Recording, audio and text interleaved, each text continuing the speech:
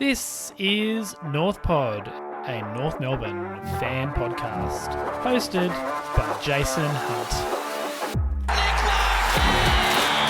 Stevenson with his own move. Carrington. North are in front. Well, everyone, I think it is fair to say that Gather Round is cursed. Welcome back to North Pod. Once again, it's our round 4 review, and yeah, I think it's fair to say that Adelaide should be burned to the ground. I don't think we need to play football there anymore. It doesn't seem to go well for us, particularly against Brisbane. Yeah, we've got a fair bit to talk about after the Friday afternoon game. That 5:10 time slot it's an odd one. Anyway, it certainly did not go well for us. Yeah, we're going to talk about it this episode. Got plenty of negatives to unpack, plenty of therapy to go through with everyone. So look, I'm right there with you. It was really hard to watch, particularly that first half was, at times infuriating, I would say. So look, we will go through it. I'll start as I like to with team selection. And after the Good Friday game where we went in unchanged, we knew that we were going to lose CCJ with what's now being confirmed as a season-ending Achilles injury. So we knew that was going to happen. We also dropped Lazaro and Pink, which, I think fair to say they're both on the fringe, but neither of them were, for me at least, definite drops. We brought in Greenwood, Sheezel and Comben. So I think, it probably makes sense that Pink loses out if we're going to bring Comben in. I think that was always going to happen. We want to get him in, so that makes sense. I really like the Greenwood for Common Jones swap. I think he gives us a lot of flexibility, Greenwood. The Shields for Lazaro swap, I'm probably less sure about. It's a little bit puzzling to me. I just don't know if I want to see Shields and Greenwood in the same team. Now, Shields then did get named as the sub, so it's probably less upsetting, I guess, for want of a better word. But yeah, I just think they're both sort of 32, 33. I don't know that we need to see both of them in the side, but anyway, I guess we were trying to bring a bit of experience and a bigger body into that middle group with Shields and obviously Greenwood, who was mostly playing forward. So all in all, going into that, I thought that was mostly, I'm sort of happy with 2 out of 3 of the swaps, and the other one was a little puzzling to me, but certainly nothing to get upset about. And then, we go into the game, and if you were lucky enough not to watch or to catch the result, it is a 70-point loss for us at Norwood Oval, 112 to 42. So that was 16-16, so 32 scoring shots to 12. Just an absolute domination of us by the Lions. The first half was embarrassing. The last quarter also not good. We played okay in the third quarter, which I'll talk about a little bit later on. But yeah, in terms of story of the game, I think there's probably 2 really impactful things that swayed the game in Brisbane's favour. One of them was our awful clearance, composure and capacity to clear the ball and give our teammates opportunity. And the other was the inability to exit defensive 50. So I might start with the second one and then I'll circle back to the clearances. Just you might want to skip over the next couple of minutes if you're worried that some statistics might give you some post-traumatic stress. It's just there's some really bad numbers here. We lost the inside 50 count 31 to 71, so by 40. And that really demonstrated how difficult it was, or we found it, to transition the ball out of our back line. It came out and then we turned it over and it went straight back in. Now, part of it was possibly that Norwood is a thinner ground. For those of you that watched it, you would have seen the wings are a straight line. Like, it is quite a narrow ground. There's this brick wall there on the one side, which means that it's a really interestingly shaped ground. So part of you was like, okay, look, it's thinner. it might make it harder for us to find space in transition. But Brisbane had no trouble doing that. So I don't really think we can completely attribute that to the ground, because Brisbane managed. We couldn't hit a target. We couldn't create space through movement. And look, it's hard to say to what extent that was the mids and the backs with their poor kicking, because at times we did kick it poorly. But I also think that those half forwards and those really high half forwards didn't work hard enough to give us options up the ground and give themselves some separation. McKercher did spend some time in the middle, which meant that he couldn't help us exiting as much, which, has pros and cons, because I think it's important to get some midfield time into him. But yeah, we weren't able to, for whatever reason, find a target on the wing, essentially. We could get it to, the 50-metre line, and then the next kick or the next disposal, generally it was a turnover. And that was a combination of bad kicks, a combination of kicking to a contest short when we could have kicked to a contest long. There was just so much about the way that we exited defensive 50 that was really, really hard to watch. And that second thing that I mentioned, the clearances, we lost them 43-33, so comfortably beaten. And it was particularly around the ground. So we lost around the ground 33-22. So that's an 11 clearance loss. We won the centre clearances by 1. But it's the same story as every week so far this year. It's probably the 4th time that I've mentioned it. Brisbane was super composed when they were exiting stoppages. They spread, they handballed to create space, and then they kicked it effectively forward. Particularly in that first quarter, Neil just brought his own footy and was exiting the stoppage, or getting the handball sort of from the exited stoppage and then kicking it long. In contrast, whatever we did, we stuffed it up. So we either tried to over-handball it and we turned it over, or we just picked it up and chucked it on the boot and kicked it really high and gave the Brisbane defenders plenty of opportunity to spoil or to intercept mark. Oftentimes we missed an option who actually was in space, where we could have just given one handball and we were away. I think it's a real symptom of the fact that we are under so much pressure at the moment, and sometimes we feel that pressure even when it's not there. There was just no composure. LDU led us with 7 clearances, and I think most of his clearances were just picking up and bombing it long. And we need more. We need more from him. He's, our senior midfielder. We know that he's a fantastic player, but yeah, he burnt Powell a couple of times. He could have given the hand pass out to Powell, who would have then kicked it forward with far less pressure. There was just, the exiting 50 and the stoppage game were the two big areas to me where we lost the game, and neither of them were close. As I said, for Brisbane to have 71 inside 50s speaks to the amount of ball they were getting in, and then converted those to 32 scoring shots. There was a couple they kicked out in the full as well. Brisbane certainly could have kicked a bigger score if they were a bit more accurate.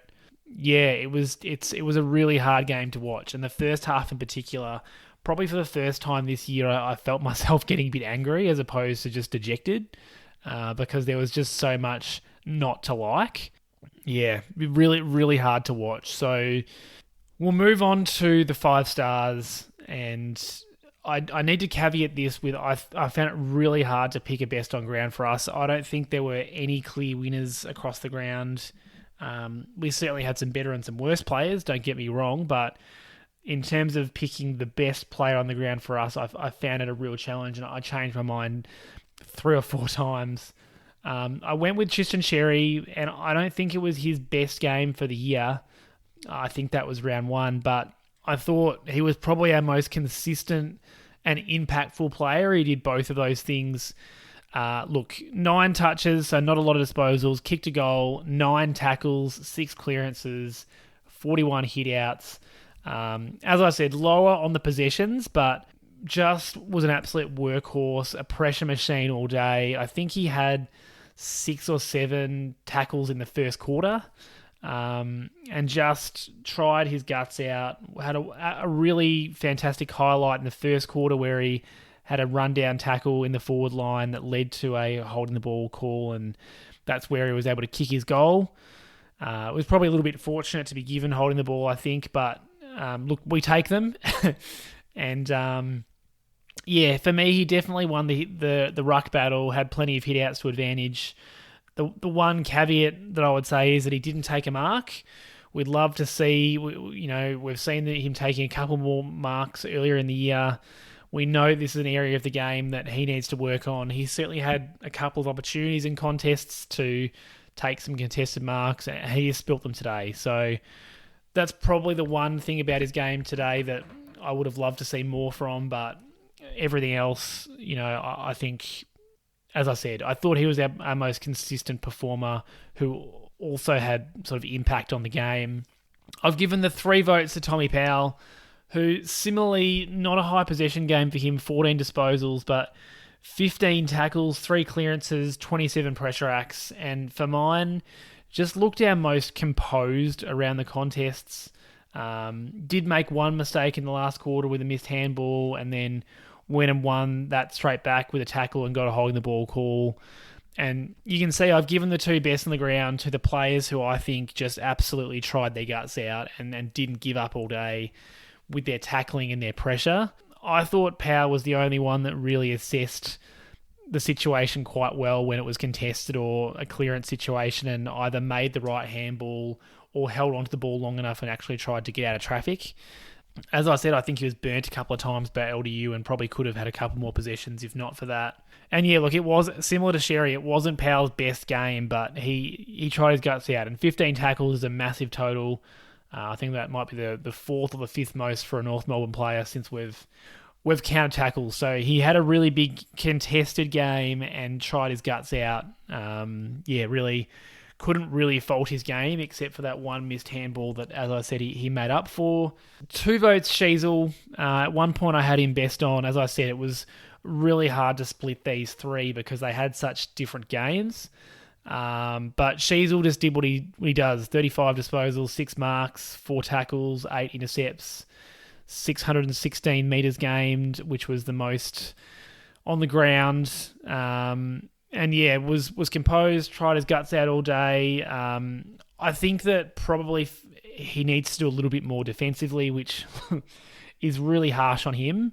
But there were a couple of times where, and the commentators sort of talked about it, he could have laid a bit of a shepherd, put a bit of a bump on to stop the Brisbane players getting a run on. Yeah, look, really hard to compare a game like his with Xerri's. Like, I could have absolutely given Sheezel best on as well, because he didn't do a lot wrong, but we do know that a lot of his possessions come from kick-outs and, getting the ball loose in the back line. That being said, as I say every week, he's just so composed under pressure and rarely makes a mistake with the ball, which is not something we can say about the rest of our defenders. I think probably what I'd like to see him add to his game as well is the ability to actually bite off a kick, sort of a 40-metre kick that hits a target, as opposed to the 40 to 50-metre kicks that he does at the moment, which are to a contest. And again, I'm nitpicking our 3 or 4 best players here. I thought he's definitely been our most consistent performer so far this year, Shees. And yeah, just another game where he did everything that he could. Sorry, I'm a bit all over the place, and I think it's a reflection of that game. It's just so hard to stay positive about the players in this game because there was so much not to like. Anyway, I'll back on track. The 1 vote was Charlie Comben, and guess what? I'm going to do the exact same thing again. I'd say up to 3/4 time was definitely not in the votes, but his last quarter got him across the line. 25 disposals, 8 marks, 3 of those contested, 5 tackles. Particularly his second half, he did some fantastic things. That's where he did a lot of his intercepting. That's where he, I guess, was looking his best, and maybe it was that it took him to the last quarter to kind of feel a bit more confident and comfortable. It's the first AFL game that he has played in defence, so he made a lot of mistakes. Just general defensive errors like not spoiling it through for a behind when he should have, which led to a goal. A couple of miscommunications with Dawson and others that were flying in the air.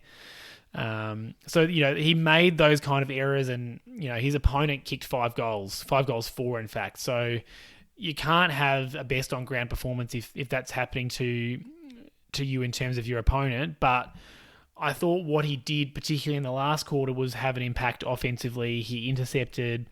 He's a great kick. Did make some relatively good decisions with the ball under pressure. As I said, probably at the start of the game, he was a bit more nervous and just tried to get rid of it a couple of times. But this is the sort of game that, we knew that we wanted from him as a defender. He definitely needs to work on his actual defending and his ability to nullify his opponent. But we saw the potential in this game, and it's just great to get some time into him in this position. I think it's going to be a year-long project. But anyway, I'll come and talk a little bit more about that later on. In terms of honourable mentions, look, LDU was good, but as I said, I really didn't like his clearance work in terms of where it ended up, and there were times where he just looked absolutely gassed and wasn't able to put defensive pressure on like I'd like him to be able to. And Hugh Greenwood, who I will talk about a little bit later, I thought came in and had a really positive impact. They're probably the six that, either tied or won their positions on the day. I don't know there'd be many others that I could say that for. In terms of the best opposition player, look, it has to go to Joe Danniher. 20 disposals, 5 goals for, 12 marks, 9 of them contested. I think he had 9 marks inside 50. He could have had an absolute feast if he was a little bit more accurate. Probably should have kicked 6 or 7. And if he's doing that, I probably find it tricky to get Comben into the votes, to be fair. But alas, he had a ripper game, just looked super dangerous, did what we thought that these tall forwards are going to do to us all year, unfortunately. And if he was just a bit of a repeat of last year's gather round, to be honest, because he tore it up against Ben Mackay and Griffin Logue this time last year. I think it was Griffin Logue, or was Griffin back by that point? Anyway, we got smashed regardless. Could have given it to, if Neil had continued on his good work from the first quarter, he possibly could have been best on, but he seemed to quieten down a little bit. And McCluggage was the other one, very consistent accumulator. I think he had 35 touches, but went at 64%, so it was a little bit inaccurate when disposing of it. I thought in terms of the most damaging, it had to be Danniher. So it could have been plenty of players from the opposition. Kyle Lohman had a fantastic game. Anyway, I could go on with the Brisbane players. Next up, just my quick call to action. It's a really tough time to be North Melbourne fans, so please share this podcast out with any North Melbourne fans you know.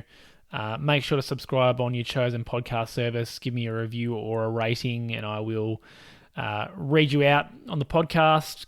Get involved on my social media accounts at NorthPod Show, Twitter, Instagram, TikTok, YouTube, etc. And if you'd like to support the show, I've got a Buy Me a Coffee link that you can find in the show notes. Just a way of supporting the show and keeping the show going. Let's jump into the positives and negatives. I'm going to try to address what happened in the game as opposed to what I want to see happen in the future. I might leave a bit of that to the end. There's just so much to unpack in what went wrong in this game. So rather than me trying to overanalyze and think about how to fix these things, I'm just going to try and talk about what I saw, and we can go from there. I'll try not to labour the points because, as you can guess, there's a fair bit of negativity that's going to seep through this. So let's start with the negative. It's probably the longest notes I've ever written for the negatives, but I'll try and whip through it. Number 1, our inability to defend effectively anywhere on the ground. The mids didn't tackle pressure or spread anywhere near enough. Now, I'll talk about it later. We did win the tackling battle, but it was too few carrying that torch. And it's not just tackling, it's the pressuring and it's the spreading from that contest in order to then put more pressure on. The smaller ground should have resulted in more stoppages, but it didn't. And the commentary did mention that. I had thought about that fact. If this was a video podcast, I could show you time after time or example after example of where the spread from the contest just paled in comparison to Brisbane's. And I tweeted during the game or posted on Twitter, on X, that I'm not normally one for talking about work rate and effort because I do genuinely believe that, if you're a professional athlete, you give your best effort 99% of the time. I honestly believe that. I do think there are levels of effort and there's players that, are just hardwired to give more effort than others. Like, we can argue about all of that, but there were just times where there was a ball up or a throw in, the ball got cleared, and then from that stoppage, you could just see the Brisbane players spread out, give themselves room to overlap handball and then run for it. And our players were still stuck in the area, hadn't moved from where the ball had dropped. And yeah, I've never seen it more stark than it was in this game. It was just, we were stagnant. Brisbane just ran forward at will, didn't really have a lot of pressure on them when they were exiting stoppages. As composed to us, I felt like we were constantly being tackled as we were trying to dispose of it. Really found it difficult to get clean disposal, and there's no other way to put that down than to pressure. McCluggage had 10 inside 50s. It seemed like Lachie Neale brought his own footy in quarter one. There was just such a stark difference between our ability in that midfield area to put pressure on versus Brisbane's. I thought Tom Powell and Tristan Xerri did a fantastic job, and beyond that, it was really hard to find a midfielder that did that well today. And then we sort of take that midfield lack of defensive pressure and we move into the actual defence. And I mean, 71 inside 50s for Brisbane. They were always going to put a score on, but Danniher and Hipwood just did as they pleased. Kyle Lohmann didn't seem to have an opponent at times. Charlie Comben was the only Brisbane forward who we seemed to be able to quell. He kicked the first goal and then didn't touch it again until the last quarter. Unfortunately, then he'd have 3 shots at goal in the last quarter, and he did kick another goal. So he finished with 2, but I would say he was quite well held across the day. It did seem to be Aiden Core at times, so because I'm watching on TV, it was a little bit tricky to see who was covering him all the time. I think there was probably a combination of players like Fisher and Sheezel and Scott and potentially McDonald. That Core certainly did a job early on and did a great job at quelling his impact. But Brisbane took 22 marks inside 50. 9 of them were Joe Danniher. And there's so many moving parts to this. I think part of it is Charlie Comben's immaturity as a defender, but it's certainly not all his fault. Comben made some rookie errors, but it was just that the ball kept coming in fast. And again, I feel like we've harped on this most games this year. If the defense isn't happening up the ground, then our actual defenders have very little chance, because if the Brisbane players are able to make one lead and have the ball kicked to them lace out, there's really nothing that our defence can do. So, yeah, Comben made some mistakes. I thought Callum Dawson was pretty decent. Didn't have a fantastic game, but wasn't embarrassed. But we just weren't able to win enough one-on-one contests in that defensive 50. And sure, I suppose the fact that they went in 71 times means that it came out like, 32, like 40 odd times without a score. But yeah, just not enough defending, to put it lightly. And yeah, it was a real defeated vibe watching that first half with that ball just sailing into Brisbane's 50 time and time again, and them turning that into scoring opportunities. So yeah, another really, really poor defensive game. It's something that we're going to have to work on. I know that we're trying to play this really aggressive North ball style, but our defence has to improve. And I don't know if it's a fitness issue or if it's a game style issue. It's really hard to tell. We know there was a massive fitness focus in the preseason. So you would think that we're fit, and I don't really know if it's running patterns, if it's just lack of capacity to run with it. Like LDU certainly looked at times like he was absolutely gassed, but that's only one example. It was, tough to watch defensively. The next thing, the handballing turnovers were next level. I don't think I've ever seen us try to overlap handball and have them intercepted as much as it happened today. It was overlapping handball. It was just a simple handball out of congestion, and it was intercepted time and time again by Brisbane. Again, if I want to blame the narrowness of the ground, then this would be the time to do it, but Brisbane didn't seem to have that problem. I think, to be honest, I think Brisbane went to work on it. They planned for it. They scouted the fact that we love that overlap handball, and they did their best to set up so that they could intercept them, and it worked. 76 turnovers we had for the game, and a big chunk of those would have been handballing errors. Sometimes they were decent handballs that, I thought Brisbane did a great job of intercepting, but mostly it was handballs that needed to be higher or faster to get past the opposition. We know that it's a big part of our game is that running overlap. We got that going a little bit at the start of the third quarter, but for most of the game, they were resulting in turnovers, and we know that if you're turning it over in the back half of the ground, we're going to be punished, and we were punished several times. The last main negative, I suppose, it was just really hard to find players that won their positions on the day. I kind of talked about that when I was doing the 5 stars. Dylan Stephens had 5 touches, looked shaky whenever the ball came near him, got pushed under it too easily. He did get subbed out, but I think he copped a bit of a rough tackle and looked a bit, shaky, but 5 touches, and he just, another poor game by him. He's had 2 or 3 poor games to start the year. I think he is really under serious pressure for his position in the team at the moment. Georgie Wardlaw, obviously, we love Georgie Wardlaw, but he only had 11 touches, and we need more from someone who's playing the midfield minutes that he is. He had 20 centre bounce attendances. He was on the ground for 78% of the time, something like that.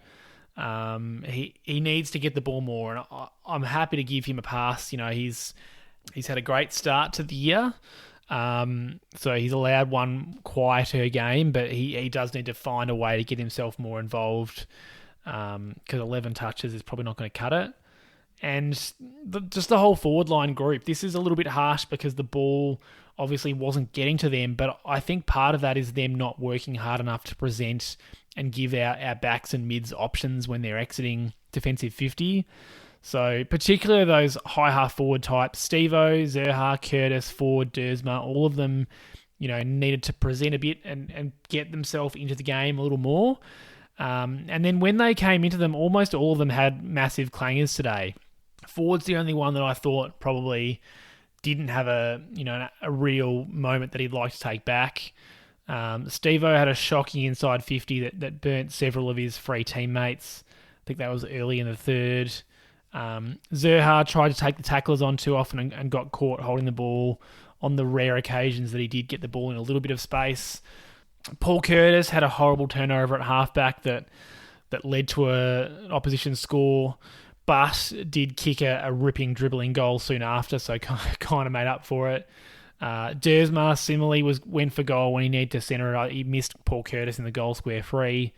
So when we've got opportunities and chances, there's so few and far between in this game. We really need to take more of them. So I just, I could have gone on with that list, but there were so many players that we just need to see more from, like Darcy Tucker, Jai Simpkin, all of these players that are sort of middling and not having awful games, but we needed to see more of.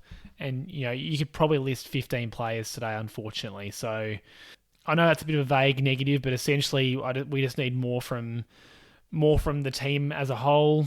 A couple of stray thoughts. We're still dropping too many intercept marks that we should take, which inevitably leads to goals. Aiden Core is someone that needed to do better in this area. I know I talked about him doing a good job on Cameron, but he did still drop a couple of intercept mark opportunities. And look, he's not the only one.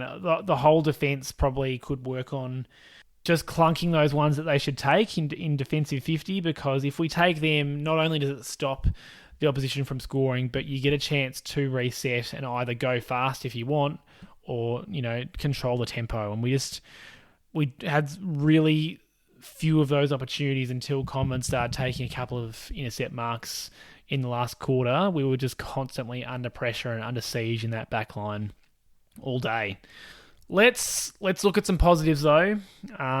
Similar last week, it was hard to find positives, but there are a few, and there's some things to build on looking ahead to next week. I thought after that horrific first half, we're down 75-19. It's the third quarter is a quarter we've had trouble with this year, but we came out and we played a really good 10 minutes. And we did win the third quarter by 2 points. We scored 2 goals 4 to their 2 goals 2. And yeah, particularly that sort of first 10 or so minutes of the quarter, we were able to play that free-flowing, attacking North ball footy. We got some overlap happening, Ford and Curtis gold. And then when Brisbane adjusted, we were able to junk the game up a bit and slow their momentum so that, they didn't blow the game back out. And look, we won the quarter by 2 points. We were still down big at three-quarter time. It's a small win, but at least we were able to halt their momentum. I guess whatever Clarko talked about and adjusted at halftime to some extent worked, because Brisbane's ability to score at will did slow down in that third quarter. And I think a big part of that, our capacity to junk the game up, did come from our tackling. There were a selection of players that were tackling really hard and well all game. We did win the tackle count 81-62, so it's great to have that many tackles. I think, as I mentioned earlier on, I think there were players that were not putting enough of that tackling pressure on, but Powell 15, Xerri 9, Greenwood 7, Comben and McKercher 5 each. There were players that did that for us. I couldn't fault any of those players' effort that I just listed.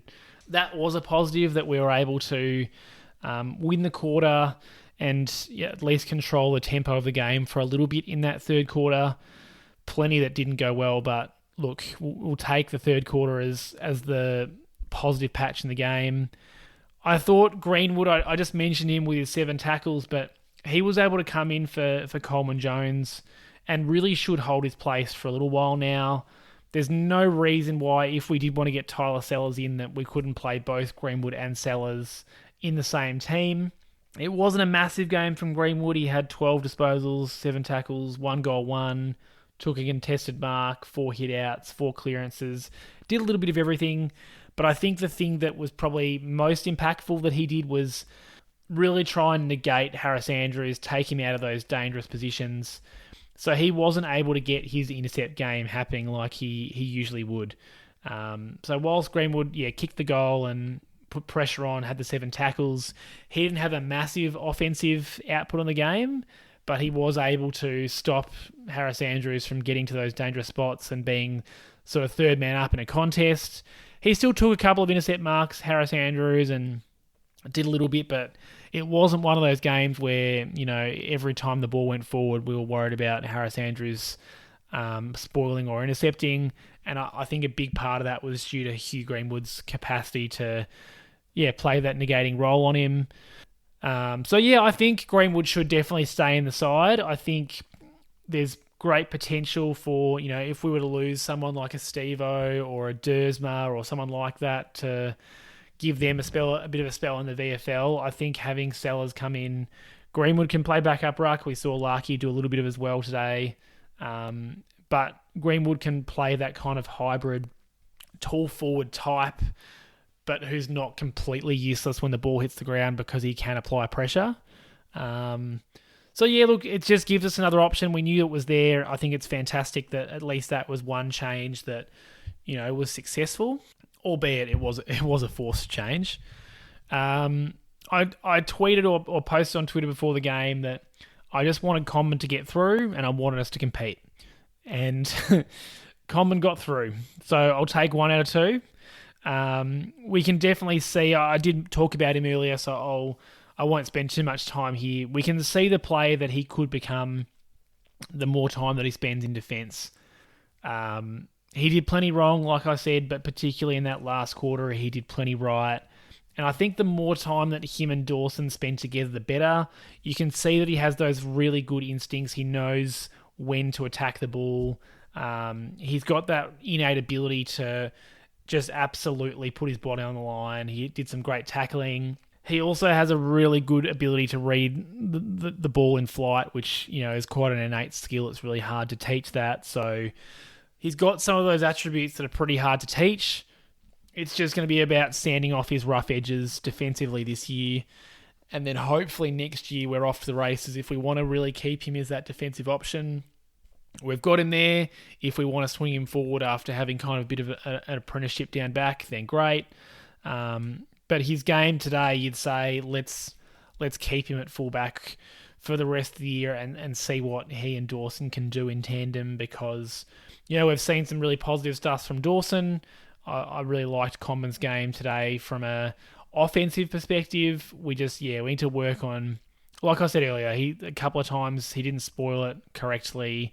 He made some errors when he went to make a contest and just need to stay on his man and play that defensive role. But you'd much prefer him to be giving it a go and giving it a crack than getting out-muscled like some of his teammates. So a really promising first defensive game from Charlie Comben, despite the fact that his opponent kicked 5 goals for. And then just a couple of other positives. I think even though it hurt us in terms of getting the ball out of defensive 50, it was good to get McKercher in the middle, give him some time in there, because long term, obviously, that's where we'll be hoping he plays. The fact that we're able to keep the opposition small forward out of the game for a large patch of it is a positive. That's, we know, has been an area of issue or concern for us in the past. So sure, Charlie Cameron did end up with 2 goals, but I think it's fair to say that across the whole game, we did a great job of blanketing him. And lastly, I just think, look, half of this team could not play a worse game. So let's take the positive out of that. I think there's some real, I know it seems like a backhanded compliment, but honestly, some of this team could not play worse. So it's only up from here. He says optimistically. I know it's a really tough time to be a North Melbourne fan right now, but we've got to stick fat. We've got to keep the faith that this young group is going to start improving now. We've laid some kind of foundations. I know it seems like we've been doing that for years, but yeah, when I think back to those 2020 and 2021 sides, there was just so few young players with potential in those sides. So at least we've got a bit of that now.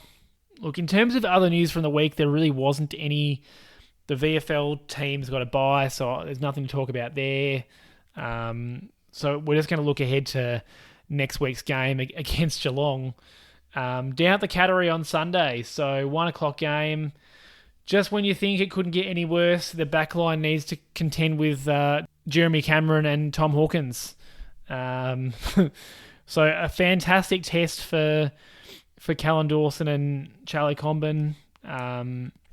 I certainly don't feel good about that, but at this point, it's another opportunity for them to learn playing on some of the best key forwards of the modern era. I've got some grave concerns about what could happen there, but if we're able to do better in the midfield and give our forwards a chance and also give our defenders a bit of a chance to defend, anything's possible. In terms of what... I can't believe I'd have said that. Not anything is possible, but we have to hope to not lose by 70 points again. I guess that's where I'm at. Like, the Cattery is such a hard place to play. It's another smaller ground, so potentially similar to Norwood's dimensions. I haven't looked it up, but I do know the Cattery is a smaller ground, so hopefully there's some similarities there that can help us. But yeah, we just need more from our midfield. In terms of what I want to see, I think 1 or 2 of Tucker, Stevens and Shields need to be out. I think Lazaro and Wilfield deserve to be in the side in terms of development. Lazaro certainly played a better game than Dylan Stevens and Darcy Tucker have recently. So, yeah, I think at least 1 of Tucker, Stevens and Shields needs to be out. I honestly think Steve-O needs some confidence. I would love to experiment with Sellers in that forward line, and I think Steve-O is probably our worst performing forward at the moment. So that's the sort of move that I'd like to see.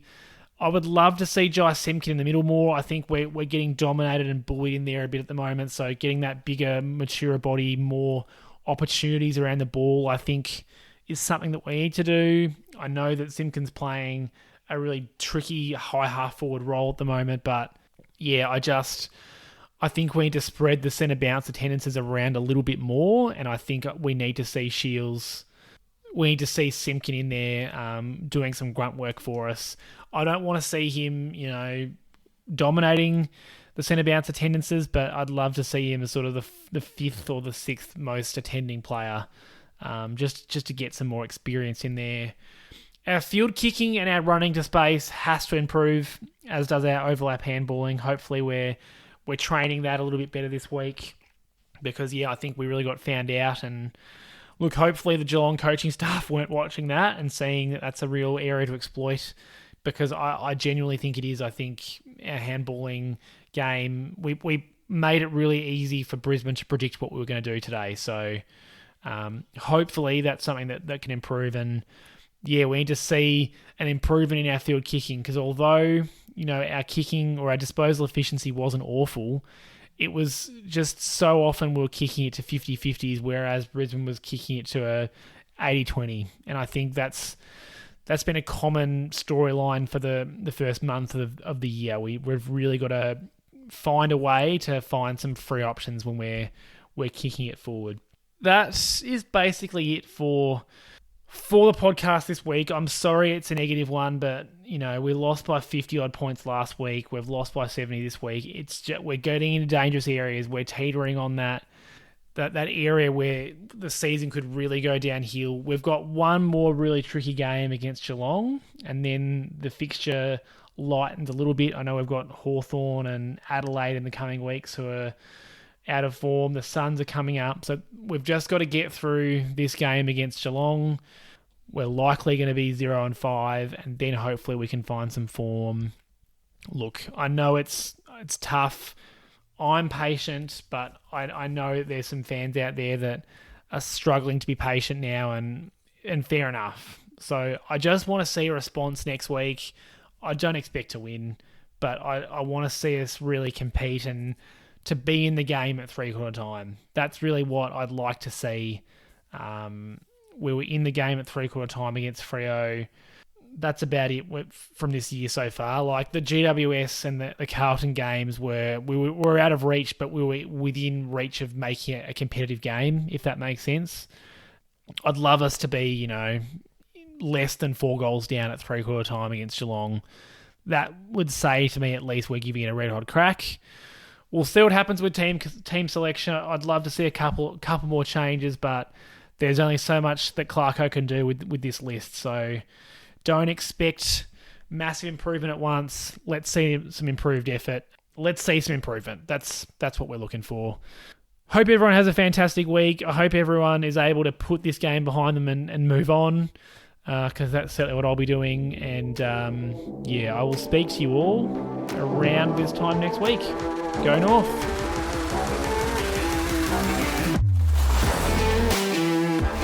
Thanks for listening to another episode of North Pod.